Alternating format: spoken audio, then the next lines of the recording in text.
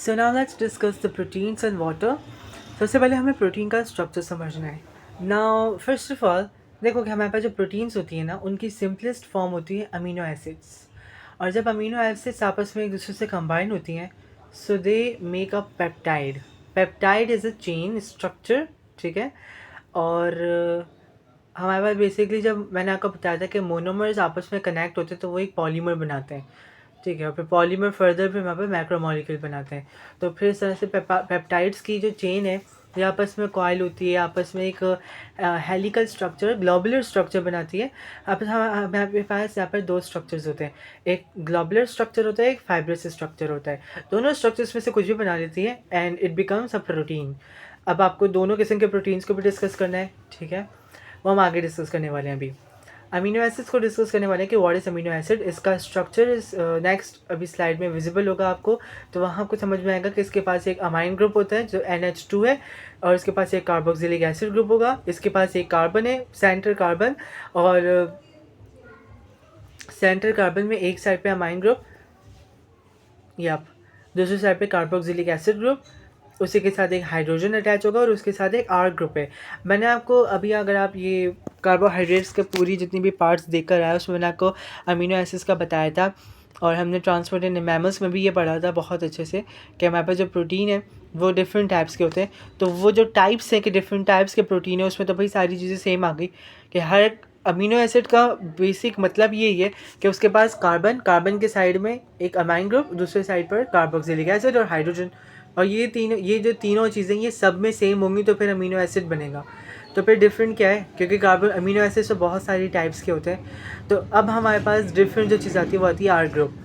R group that can be hydrogen, that can be methyl, ethyl, propyl, कोई भी group हो सकता है। वो अल्केन, अल्कीन, अल्काइल का कोई भी ग्रुप आके अटैच हो गया, यूजुअली अल्काइल, तो वो हमारे पास अमीनो एसिड को डिटरमिन करता है कि ये कौन सा अमीनो एसिड है, ठीक है। उसको हम R ग्रुप कहते हैं, जो कि हमारे पास साइड चेन भी होती है। Now see with the structure of amino acid in this, they are showing you the carbon. Carbon के साथ हमारे पास एक हाइड्रोजन मस्ट है, उसके साथ हमारे पास एक कार्बोक्सिलिक एसिड ग्रुप या कार्बोक्सिल ग्रुप, और उसी के साथ अमीनो या अमाइन ग्रुप होना चाहिए, और उसके साथ एक R यानी कि साइड चेन होनी चाहिए। ये साइड चेन डिटरमिन करती है कि whether it's which type of protein it is, okay. और पेप्टाइड बॉन्ड कैसे बनता है, हमारे पास दो अमीनो एसिड हैं और ये R group just side chain, और इसका हमारे पास एक अमीनो एसिड का जो हमारे पास हाइड्रोक्सिल ग्रुप है from the carboxylic acid group, वहाँ से हाइड्रोक्सिल ग्रुप निकलता है, और अमाइन ग्रुप से, क्योंकि अमाइन ग्रुप में OH नहीं होता, तो वहाँ से सिर्फ H यानी कि हाइड्रोजन आइंस निकलता है, एक हाइड्रोजन आइन निकलता है, और एक हाइड्रोजन यहाँ से एक अमीनो एसिड से और दूसरे अमीनो एसिड से हाइड्रोक्सिल ग्रुप दोनों आपस में निकलकर वाटर बनाता है। जब यहाँ पे वाटर बनेगा तो हमारे पास दो अमीनो एसिड्स आपस में ज्वाइन हो जाते हैं बाय द CN लिंक्ड। इसको मैंने CN की तरह याद किया था कि एक कार्बन जिस पर डबल बॉन्ड है उसके वो नाइट्रोजन के साथ कनेक्ट है, नाइट्रोजन वो जो कि उसके साथ एक हाइड्रोजन है, और फिर ये फर्दर अमीनो एसिड ग्रुप का स्ट्रक्चर बना रहा है। ये पेप्टाइड बॉन्ड कहलाता है CN बॉन्ड। मैंने इसको CN के नाम से याद रखा है, आप जिस भी नाम से याद कर लो, ये बेसिकली पेप्टाइड बॉन्ड कहलाता है। और इसी तरीके से ये स्ट्रक्चर मेरे पास प्रोटीन का पेप्टाइड स्ट्रक्चर कहलाता है। और पेप्टाइड बॉन्ड की फॉर्मेशन इस तरह से है, this is also known as the condensation reaction. Condensation reaction से ये बनता है। A molecule made up of many amino acids linked together by a peptide bond is called a polypeptide। जब बहुत सारे अमीनो एसिड्स आपस में कनेक्टेड होंगे, और ऑफ कोर्स जब हमारे पास दो अमीनो एसिड्स आपस में ज्वाइन होते हैं तो ये आपको पता होना चाहिए कि ये पेप्टाइड बॉन्ड बनाता है। और इतने सारे जब अमीनो एसिड्स आपस में ज्वाइन होंगे बाय द पेप्टाइड बॉन्ड, तो ये पूरा स्ट्रक्चर कहलाता है पॉलीपेप्टाइड। पॉली का मतलब बहुत सारे हैं, peptide means the bond which are present over there, तो पता चल रहा है कि प्रोटीन का स्ट्रक्चर बना रहे हैं। Polypeptides can be broken down to amino acids by breaking the peptide bond in a hydrolysis reaction. I don't think so we need to discuss about it. Hydrolysis reaction आपको पता है कौन सी reaction है, इससे water add करते तो polypeptide break down हो जाएगा। This happens naturally in the stomach and small intestine during digestion। भाई हमारी पूरी बॉडी के अंदर जब डाइजेशन होती है स्टमक में और स्मॉल इंटेस्टाइन में, तो वाटर हमारे पास सब्सटेंसेस के साथ ऐड होता है, सिर्फ प्रोटीन के साथ नहीं, लिपिड्स, ग्लूकोज, बाकी सारे जितने भी स्ट्रक्चर्स जो भी फूड आप इनटेक करते हो तो उसमें जो चीज़ें ब्रेक डाउन होने वाली होती हैं वो उस टाइम हो जाती हैं। लाइक कुछ स्टमक में ब्रेक डाउन होता है, कुछ माउथ में हो जाता है ब्रेक डाउन, कुछ स्मॉल इंटेस्टाइन में। तो प्रोटीन यूजुअली स्टमक और स्मॉल इंटेस्टाइन में ब्रेक डाउन हो जाता है। यप। और this is done by the hydrolysis reaction या hydrolytic reaction. Now understand the structure of protein. इसमें आपको 4 चीज़ें समझने की ज़रूरत है। Number 1 is the primary, number 2 is the secondary, number 3 is the tertiary and number 4 is the quaternary structure of protein. Primary protein structure हमारे पास है sequence. ये बहुत ईजी स्ट्रक्चर है। Is basically the structure that showing you the sequence of a chain of amino acids. Amino acid के simple chain, एक amino acid दूसरे amino acid से join है by the polypeptide, by the peptide bond. और इसी तरीके से बहुत सारी अमीनो एसिड्स पॉलीपेप्टाइड के थ्रू आपस में कनेक्टेड है, तो ये पॉलीपेप्टाइड चेन बना रहे हैं। This is the primary structure. फिर ये जो चेन स्ट्रक्चर ये अल्फा हेलिक्स और बीटा प्लेटेड शीट में कन्वर्ट हो जाता है और ये सेकेंडरी प्रोटीन स्ट्रक्चर बनाता है। अल्फा हेलिक्स भी आपको शो किया हुआ है और बीटा प्लेटेड शीट भी आपको शो की हुई है। So this is the structure of protein. Now have a look on the structure, which is the tertiary structure of protein. It is basically the three-dimensional folding pattern of a protein due to the side chain interactions. अब ये जो alpha helix या beta pleated sheets बनी थी, इन structures ने क्या किया, इनके साइड इंट्रैक्शन हुई, साइड चेन की इंट्रैक्शन, और इसकी वजह से ये फोल्ड हो गए। And this shows the three-dimensional folding structure.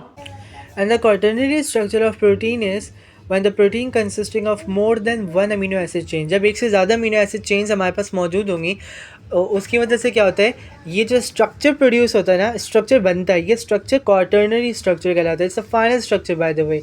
कुछ प्रोटीन्स हमारे पास ऐसे होते हैं जिनके पास टर्शरी स्ट्रक्चर होता है, like they are the myoglobin one, ठीक। और एक हमारे पास प्रोटीन होता है जिसका क्वाटर्नरी स्ट्रक्चर होता है, like haemoglobin. Now understand the bonds which are present in the tertiary structure. ये थोड़ा सा, because it is something that you need to know in your Cambridge levels, पूछा जाता है इससे, ठीक है। And it is also present in your course book को लाजिम पढ़ा करो और उससे भी नोट्स बनाओ। टर्शरी स्ट्रक्चर में हमारे पास कुछ ऐसे बॉन्ड्स होते हैं जिनको आपको याद करना ज़रूरी है। Number 1 is the hydrophobic interactions. These amino acids orient themselves towards the center of the polypeptide to avoid the water. देखो, हाइड्रोफोबिक इंटरेक्शंस की वजह से ये जो इनसाइड ऑफ स्ट्रक्चर है ना प्रोटीन का, ये यूजुअली हाइड्रोफोबिक है। इसकी वजह से वाटर को ये रिपेल करते हैं और वाटर से हेट करते हैं। लाइक हाइड्रोफोबिक का मतलब आपको ऑलरेडी पता है। तो उसकी वजह से क्या होता है, ये वाटर इंटरेक्शन को अवॉइड करते हैं, और वाटर इंटरेक्शन को अवॉइड करने के लिए ये इनसाइड हो जाते हैं। इनका स्ट्रक्चर हाइड्रोफोबिक चेन का इनसाइड द टर्शरी स्ट्रक्चर मिलता है हमें। आप इसको पर्पल कलर देख सकते हो, it's may be dark purple, ठीक है। मैं एक को पर्पल एक को पिंक कह रहा हूँ, डाइसल्फाइड ब्रिजेस को मैं पिंक कह लेता हूँ। तो पर्पल स्ट्रक्चर देखो जो टर्शरी स्ट्रक्चर में तुम्हें गिवन है बॉन्ड टाइप के बिल्कुल साइड पर, and this is showing you the interaction between the these are the interactions which are hydrophobic. तो ये वाटर को रिपेल करती हैं। This are present in the tertiary structure, लेकिन ये अंदर होती हैं, इनसाइड होती है, बाहर नहीं होती। इसकी वजह से to some extent we can say कि प्रोटीन्स वाटर में डिजॉल्व कर भी जाते हैं। ऑलराइट, तो इसी की वजह से वाटर अलाउ नहीं करते हाइड्रोफोबिक इंट्रैक्शंस की वजह से। डाइसल्फाइड ब्रिजेस भी बहुत इंपॉर्टेंट है कि दोनों चेन्स को आपस में पकड़ के रखना मजबूती से, और इसी की वजह से चेन्स लॉन्ग होती हैं और दो लंबी चेन्स आपस में एक दूसरे को पकड़ी हुई रहती हैं। ब्रिजेस का तो मतलब ये है कि दो डिस्टेंट पार्टिकल्स को आपस में कनेक्ट कर रही है, ठीक है। The amino acid cysteine forms a bond with another cysteine through its R group, ठीक है। ये आर ग्रुप के जो भी हमारे पास आर ग्रुप में जो हमारे पास सिस्टाइन है, ठीक है, वो हमारे पास आपस में एक दूसरे को इंटरकनेक्ट कर रहा है। यानी कि हमारे पास एक अमीनो एसिड का, क्योंकि देखो जब पॉलीपेप्टाइड चेन में हमारे पास डिफरेंट अमीनो एसिड्स आकर अटैच है, तो एक का सिस्टाइन दूसरे के सिस्टाइन से अटैच करे। Cysteine is basically the code for it, ठीक है। और हाँ, ठीक है। तो यप, इसी की वजह से क्या है हमारे पास, अच्छा, cysteine is basically a type of protein at all. तो इसका सिस्टाइन का जो आर ग्रुप है ना, एक सिस्टाइन का आर ग्रुप और दूसरे सिस्टाइन का आर ग्रुप, वो आपस में अटैच हो रहा है, तो उसकी वजह से डाइसल्फाइड ब्रिज बनता है जिसमें हमारे पास सल्फर भी इंक्लूड होता है। और ये I think so that this is one of the easiest thing you can determine, क्योंकि एस जहाँ पे भी लिखा होगा that's representing the symbol of sulphur. Sulphur जहाँ पर भी होगा वहाँ पे सल्फर ब्रिज होगा, that's common sense. Hydrogen bond अभी हम पढ़ कर आए हैं, it's a polar R group, ठीक है, on the amino acid which form bond with other polar are groups. Yup, hydrogen bond से तुम्हें ऑलरेडी पता है। हाइड्रोफिलिक इंट्रैक्शन से भी हम पढ़ कर आए थे, ठीक है, पोलैरिटी वगैरह होगी। Ionic bond, you already know this, जहाँ पे भी चार्जेस होंगे। अब देखो इसे पार्शियल चार्ज या पार्शियल पॉजिटिव पार्शियल नेगेटिव नहीं लिखा, यहाँ पे लिखा है positive charge R groups bond together. जो भी पॉजिटिव चार्ज होंगे आपस में वो एक दूसरे से बॉन्ड बना लेंगे, जो नेगेटिव चार्ज होंगे वो बॉन्ड बना लेंगे पॉजिटिव के साथ, और उसकी वजह से आयनिक बॉन्ड्स भी इसमें प्रेजेंट होते हैं। तो दो चीज़ें तो होती है, एक हाइड्रोजन बॉन्डिंग होती है, दूसरा आयनिक बॉन्ड होता है। उसके अलावा तीन चीज़ें होती हैं। हाइड्रोफिलिक इंटरेक्शंस कहाँ पे होती है, देखो दीज अमीनो एसिड्स हो रही हैं देमसेल्फ आउटवर्ड। इसी की वजह से वाटर में प्रोटीन सॉल्युबल होते हैं, क्योंकि आउटसाइड वाटर लविंग है, इनसाइड वाटर हीटिंग है। So this is the structure, and these are the bonds which are present in the tertiary structure of protein. Now understand about the types of protein. There are two types of proteins, globular or fibrous. Globular हमारे पास spherical होता है in shape, ठीक है, it's a ball like structure and it is curled up so that they are non-polar hydrophobic. देखो ये बात बहुत important है, ये कर्ल्ड होते हैं, स्फेरिकल इन शेप होते हैं। इनके जो hydrophilic R groups point to the center of the molecule away from watery surroundings. No, ये हाइड्रोफिलिक नहीं है, इट्स हाइड्रोफोबिक। ऑलराइट, या सो नॉन पोलर हाइड्रोफिलिक नहीं होते भाई, नॉन पोलर हाइड्रोफोबिक होते हैं, हम पढ़कर आ चुके हैं। मिस टाइप हो गया। Hydrophobic R groups point to the centre of the molecule away from watery surroundings. जो वाटरी सराउंडिंग होता है वो सराउंडिंग जहाँ पे वाटर ज़्यादा प्रेजेंट होता है, तो ये उस वाटर मीडियम से दूर रहते हैं या इनसाइड होता है सेंटर पे। ये हाइड्रोफोबिक इंट्रैक्शंस होती है आर ग्रुप्स की। यप, ये हाइड्रोफोबिक है because it's non polar, it's written over here. while the polar hydrophilic R groups are on the outside, which makes mixing and dissociating into the water which is easier. यानी कि basically water में easily dissociate हो जाते हैं, उसके साथ mix कर जाते हैं because these are the hydrophilic in nature, because they are polar in nature. या और वो पोलर की होते हैं बिकॉज पोलैरिटी होती है। पोलैरिटी मीन्स डायपोल होता है। डायपोल कब होता है, या पार्शियल पॉजिटिव और पार्शियल नेगेटिव चार्जेस आते हैं। दे आर यूजुअली सॉल्युबल, ये हम पढ़ चुके हैं। Precise shape have roles in metabolic activities and are specific in nature. This is something very important you need to know, कि वो specific in nature होते हैं, वो metabolic activities में indulge होते हैं। और इनके examples क्या हैं, enzymes, hemoglobin and myoglobin. Okay, I'm so sorry, मैंने भी कहा था कि fibrous myoglobin होता है, but it's written over here it's globular protein. Well, I do not exactly know, पर खैर अगर यहाँ पे लिखा है so just remember that hemoglobin, myoglobin and enzymes are all globular protein. enzymes का तो भी याद रखो, अभी चैप्टर कंप्लीट किया रिसेंटली, enzymes का तो पढ़ के आया सर प्रोटीन, ठीक है, इट्स प्रोटीन इन नेचर। तो कौन सा प्रोटीन होता है, ग्लोबुलर प्रोटीन। मज़ीद अपने आपको स्पेसिफाई करो कि कौन सा प्रोटीन होता है वो, which type of protein it is.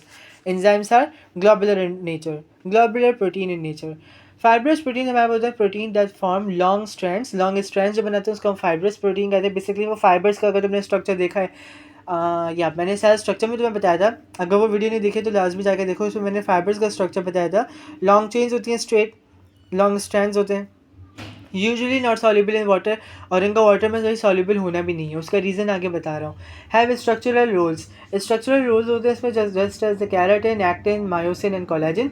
Muscles में काम आते हैं भाई, आपकी जो स्केलेटल मसल्स होती हैं, आपके नाखून होते हैं, आपके बाल होते हैं, उनमें ये प्रोटीन होता है। कैराटिन आपके बालों में होता है, आपके नाखून में होता है। एक्टिन, मायोसिन आपके जो है वो स्केलेटल मसल में होता है, ठीक है। कोलेजन आपके पास हमारे पास आता है स्मूथ मसल्स में। हाँ, तो ये सारे जो है दैट्स इंपॉर्टेंट थिंग। अब खुद सोचो कि अगर मसल्स में पानी जाएगा, मसल्स को पानी दोगे तो वो डिज़ॉल्व कर जाएंगे। तुम अगर अपने बाल धोगे, हेयर वॉश करोगे, तो अगर तुम्हारे बालों में पानी चला गया तो इस तरह तो फिर सारे बाल पानी में डिज़ॉल्व कर जाएंगे। कि कैरेटिन वाटर में अगर सॉल्युबल हुआ तो फिर सारे पानी जो है वो पानी में डिज़ॉल्व कर गए, तो बंदा गंजा हो जाएगा, सही है। I know this sounds very funny. इसी के साथ साथ हमारे पास अगर नाखून है और नाखून को अगर तुम वॉश करो, हाथ धोगे, तो फिर नाखून जो है वो फिर डिज़ॉल्व हो जाएंगे वाटर में, ख़त्म हो जाएंगे। That's why it is non polar, that's why it does not have polarity. Dipole नहीं होता, वाटर में इनसॉल्युबल होता है, हाइड्रोफोबिक इन नेचर होते हैं, और इसी की वजह से इनका रोल स्ट्रक्चरल होता है, मजबूती देते हैं। Of course like you know something which is insoluble in water have a structural role in it at all, ठीक है। So this was the fibrous protein. अब एग्जामिनर आपसे कहता है कि आपको हीमोग्लोबिन का स्ट्रक्चर पता होना चाहिए एंड कोलेजन का, दोनों प्रोटीन है। Now haemoglobin we know it is a globular protein. अब हीमोग्लोबिन बेसिकली हम ऑलरेडी अपने ट्रांसपोर्टिंग मैमल्स में पढ़कर आ चुके हैं, what is the structure of haemoglobin. खैर हमने इतनी डिटेल से नहीं पढ़ा जितनी डिटेल से हम यहाँ पे पढ़ेंगे, लाइक चेन्स की और प्रोटीन की टर्मिनोलॉजी में पढ़ते हैं इसको। It is made up of 4 polypeptide chains, therefore they have a quaternary structure. 4 polypeptide chain होती हैं, 2 अल्फ़ा चेन होंगी, 2 बीटा चेन होंगी, alpha globin and beta globin. Yup, yup okay. तो उसी के साथ साथ each polypeptide chain has a haem group attach. Prosthetic group मैं उस वीडियो में बता चुका हूँ बाय द वे।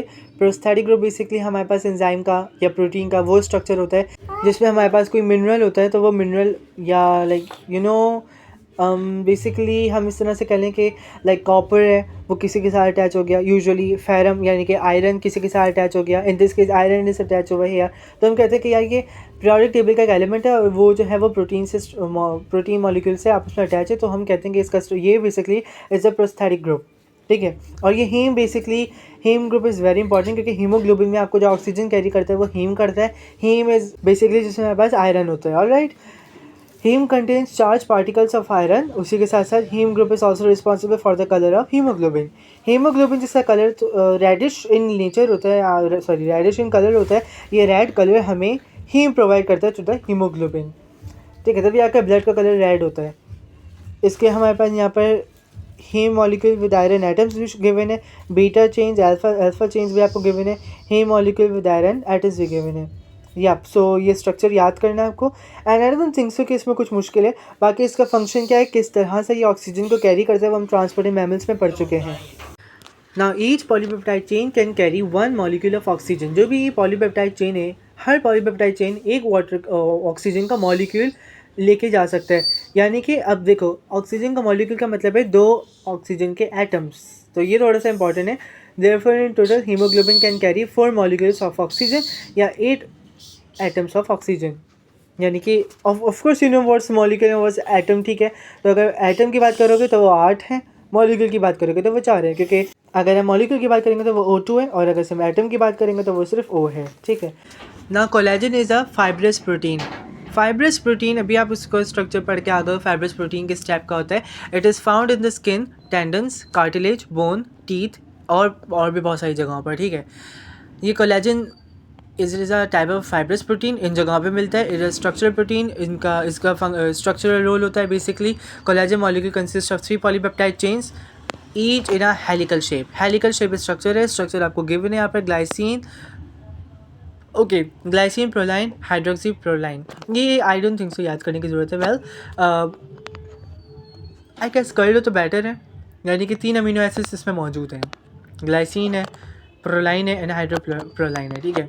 और फिर वो जो है वो कॉइल होकर स्ट्रक्चर बना रहे हैं, that's the helical structure that's making you the collagen molecule. Collagen molecules का स्ट्रक्चर बन रहा है, फिर इतने सारे कोलेजन मॉलिक्यूल्स आपस में मिलकर कोलेजन फाइबर बना रहे हैं। तो इसी वजह से ये टेंडन्स जो होते हैं, अभी आप ट्रांसपोर्टिंग मैमल पर क्या, आपको टेंडन्स का मतलब तो पता होगा। कार्टिलेज होते हैं, बोन्स हमारे दांतों में, हमारी स्किन में, वहाँ पर कोलेजन अच्छी खासी तादाद में पाया जाता है। And in the last just understand that the helical polypeptides are bound together creating a triple helix. ये जो हेलिकल पॉलीपेप्टाइड्स है ये ट्रिपल हेलिक्स का स्ट्रक्चर बनाते हैं। Strands are held together by hydrogen bonding, ठीक है। और उसी के साथ साथ सम कोवेलेंट बॉन्ड्स भी उसमें मौजूद होते हैं। हाइड्रोजन और कोवेलेंट बॉन्ड की वजह से ये स्ट्रैंड्स आपस में इसी तरीके से स्ट्रक्चर बना रहे होते हैं। Every third amino acid in each polypeptide chain is glycine. यानी कि हमारे पास जो तीसरा इस पूरे पॉलीपेप्टाइड चेन में जो तीसरा अमीनो एसिड बनेगा वो ग्लाइसिन बनेगा। ग्लाइसिन का मैं स्ट्रक्चर बताता चलो इस वीडियो में कि हमारे पास वो प्रोटीन है जहाँ पे R ग्रुप हमारे पास हाइड्रोजन होगा। यानी कि इस अमीनो एसिड में हमारे पास 2 हाइड्रोजन होते हैं, एक अमाइन ग्रुप होता है और एक कार्बोक्सिलिक एसिड। तो एक जो R ग्रुप मैंने बताया था ना साइड चेन, उस साइड चेन की जगह पे वो R की जगह पे H आएगा, ठीक है। अब वहाँ पे मिथाइल इथाइल कुछ भी आ सकते हैं, पर जब H आएगा तो दैट्स द ग्लाइसिन। अगर H रिमूव करके कुछ और ग्रुप लगाओगे तो वो दूसरा प्रोटीन बन जाएगा। That's why it's specific in nature. Each 3-stranded molecules interact with other collagen molecules running parallel to it. अभी आपने देखा किस तरह से 3 हमारे पास जो स्ट्रैंड है वो आपस में पैरेलल चलती है, उसकी वजह से कोलेजन मॉलिक्यूल हार्ड भी होता है। हार्ड इन द सेंस कि हम ये नहीं कहते कि वो रिजिड होता है, पर इट प्रोवाइड्स स्ट्रक्चरल सपोर्ट, ठीक है। और इनसॉल्युबल है तो ये बेनिफिशियल है हमारे लिए। Covalent bonds form between R groups of amino acids. अभी आप देख रहा है कि R ग्रुप्स जो होते हैं उनके बिटवीन कोवेलेंट बॉन्ड्स किस तरह से बनता है, ठीक है। This cross links hold many collagen molecules side by side forming fibrils का स्ट्रक्चर बनता है भाई। फाइब्रिल्स इस तरह से स्ट्रक्चर बन रहा होता है इनका कि इनके जो क्रॉस लिंक्स होते हैं आपस में कोलेजन मॉलिक्यूल्स के साइड बाय साइड, ये बेसिकली अलाउ करते हैं फाइब्रिल्स को बनाने में। इसी की वजह से तो फाइब्रिल बन रहा है, वरना वो स्ट्रेट चेन कहलाती, या चेन नहीं तो कह लो कि हेलिकल स्ट्रक्चर बनाता स्ट्रेट। लेकिन जब साइड बाय साइड इंटरेक्शन भी होगी तो बहुत सारे लाइक बहुत सारे हेलिकल स्ट्रक्चर्स आपस में कंबाइन होकर ज्वाइन हो रहे हैं और उसकी वजह से हमारे पास जो फाइबर्स हैं ये प्रोड्यूस हो रहे हैं, ये बेसिकली फॉर्म हो रहे हैं। Many fibres lying alongside each other forming strong bundles called fibres. Fibres आपस में कनेक्ट होकर फाइबर्स बनाते हैं। ओके मज़ीद यानी कि आपको डिटेल में बताया हुआ है कि एक फाइबर है, फिर बहुत सारे फाइबर्स आपस में कनेक्ट हो रहे हैं या वो हमारे पास फाइबर्स बना रहे हैं। ये स्ट्रॉन्ग बंडल होता है और यूजुअली इसी की वजह से हमारे पास स्ट्रक्चरल सपोर्ट दे रहा होता है। Collagen is flexible but has ट्रेमेंडस tensile strength. अच्छी खासी इसकी टेंसाइल स्ट्रेंथ होती है जो कि हम ऑलरेडी डिस्कस कर चुके थे। ट्रांसपोर्टेंट देखो, बाकी अगर तुम पूरा तुम वीडियो देखो ना, कहीं मैंने कोई पॉइंट समझाया, कहीं मैंने कोई पॉइंट समझाया। मैं कोशिश करता हूँ कि उस चैप्टर की बात उस चैप्टर में करूँ, लेकिन फिर वही बात है कि मैं थोड़ा डिटेल चला जाता हूँ टू बी ऑनेस्ट। लाइक वहाँ पे हीमोग्लोबिन का मैं बहुत अच्छा स्ट्रक्चर समझा चुका हूँ। वहाँ तुम देखोगे तो तुम बोलोगे कि यार यहाँ पे मैं सिर्फ प्रोटीन का मतलब पता चले, वरना वहाँ पे आधे से ज़्यादा चीज़ें मैं हीम के बारे में तो बहुत डिस्क्रिप्टिव गया हूँ। और प्लस सारे ग्रुप को मैंने अच्छी खासी क्वांटिटी में समझाया। मेरी कोशिश होती है कि मैं सारी वीडियो में डिटेल हर चीज़ को एक्सप्लेन कर दूँ, और ताकि जो चीज़ें इंपॉर्टेंट हो, जो कैम्ब्रिज मांग रहे हो तुमसे, वो तुम्हें पता है ऑलरेडी कि करना किस तरह है। बाकी हम पास पेपर करेंगे तो उससे और मज़ीद अंदाज़ हो जाएगा। तो कोलेजन बेसिकली फ्लेक्सिबल होता है, ईज़िली मुड़ सकता है, ईज़िली जो है वो फोल्ड हो सकता है। आप इस तरह से कह लो, फोल्ड इन द सेंस कि वो मुड़ सकता है, हाँ, पर हाँ इस तरह कह लो, फ्लेक्सिबल होता है, ठीक है, या स्ट्रेचेबल होता है, फ्लेक्सिबल होता है, इस तरह से कर लो। और उसी के साथ टेंसाइल स्ट्रेंथ होता है, यानी कि नहीं कि फ़ौरन से ज़्यादा खींचोगे तो टूट जाएगा। ऑफ कोर्स अगर एक लिमिटेड फोर्स से ज़्यादा अप्लाई करोगे तब टूट भी सकता है, पर हम उतनी फोर्स तक ना जाते हैं और ना ऐसा मतलब कभी लाइक हुआ है, क्योंकि वैसे ऑफ कोर्स कॉमन सेंस की बात है कि हम किसी की स्किन को बिना वजह खींचे, like that's something very funny bye the way, well never mind. तो बहरहाल ट्रेमेंडस टेंसाइल स्ट्रेंथ होती है इसके पास, और उसी के साथ से collagen fibres line up accordingly to the forces they withstand. ये अपने आप को इस तरह से अलाइन कर लेते हैं कि मज़ीद, अब देखो तुम ये फाइबर्स भी मज़ीद अलाइन कर रहे हैं। फाइबर्स तो अलाइन कर रहे थे to make fibres by side interactions at all, लेकिन अब ये फाइबर्स भी आगे अटैच हो रहे हैं, तो कितना स्ट्रॉन्ग इनकी सरफेस होती है, इनकी जो पावर होती है वो कितनी हाई होती है, तभी ये स्ट्रक्चरल सपोर्ट देते हैं। आपके बाल, आपके नाखून, ये इसी तरीके से आपको स्ट्रक्चर्स प्रोवाइड कर रहे होते हैं। सो या till that is over here for your protein भी सारा ख़त्म हो चुका है। Now this chapter is almost ended up and we have done with each and everything. इसका एक पॉइंट बचा है, एक चीज़ बची है, हम थोड़ा सा न्यूक्लिक एसिड को पढ़ेंगे। यप, न्यूक्लिक एसिड रहता है थोड़ा बहुत। अच्छा, bye the way I am thinking कि मैं न्यूक्लिक एसिड के चैप्टर में प्रोवाइड करूँगा आपको। न्यूक्लिक एसिड का एक अलग से जो चैप्टर है, nucleic acid in protein synthesis, हम वो स्टार्ट करने वाले हैं, और उसी के साथ साथ मैं वहाँ पर न्यूक्लिक एसिड को डिटेल से समझाऊंगा। आई एम थिंकिंग कि मैं उसको वहीं पे लेके जाऊँ। बाकी एक चीज़ यहाँ पर रहती है, test is something very important. आपके पेपर 3 से बहुत अच्छे और पेपर 5 से भी क्वेश्चन बन जाते हैं। लाइक आप E2 में जाओगे तो P5 से भी क्वेश्चन आते हैं, वरना पेपर 3 में तो क्वेश्चन आते हैं, तो आपको टेस्ट परफॉर्म भी करने पड़ते हैं। तो मैं अलग से नेक्स्ट वीडियो उसकी बनाऊंगा जिसमें मैं आपको जो है वो बता दूंगा कि कौन कौन से टेस्ट कैसे परफॉर्म करने हैं, तो उसकी वजह से फिर आपको क्या रिजल्ट्स मिलेंगे। बाकी till that is over here, my protein complete होता है, ये पूरा चैप्टर 2 एंड एंड आता है, और I will see you in the next video of test, and till that take care and also do not forget to click on the bell icon, do subscribe ताकि time से video मिलती रहे। I will see you in the next video, till that take care.